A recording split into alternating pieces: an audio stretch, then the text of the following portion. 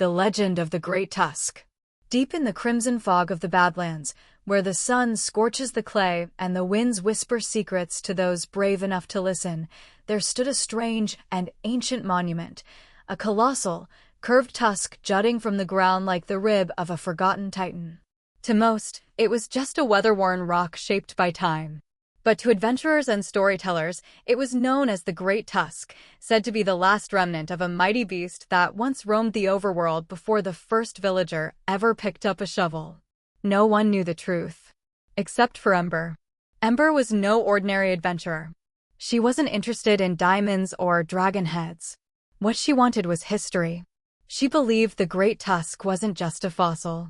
She believed it was a key.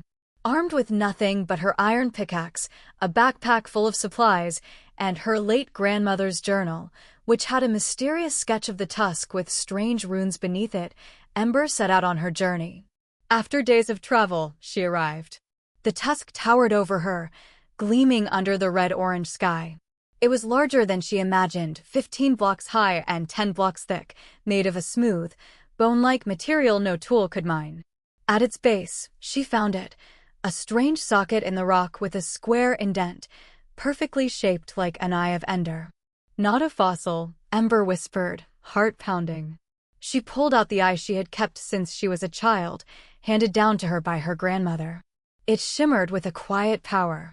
With a deep breath, she placed it into the socket. The ground trembled. The air shimmered. And the tusk began to move. From the dirt below, ancient stone pistons activated, pushing the earth aside.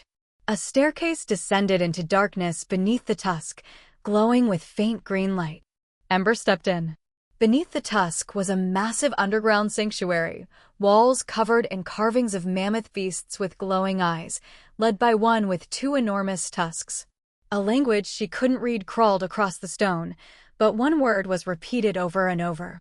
Matronox. Then a voice echoed through the chamber, low and slow, like the rumble of thunder. You who awakened me, why? Ember turned, but saw no one. The world forgets, she said, her voice steady. I want to remember. Silence. Then, the walls began to move again. A pedestal rose from the floor, holding a single item, a Horn of Matronox, carved from bone and glowing faintly. Then carry my story, the voice said, fading into the stone. Ember took the horn.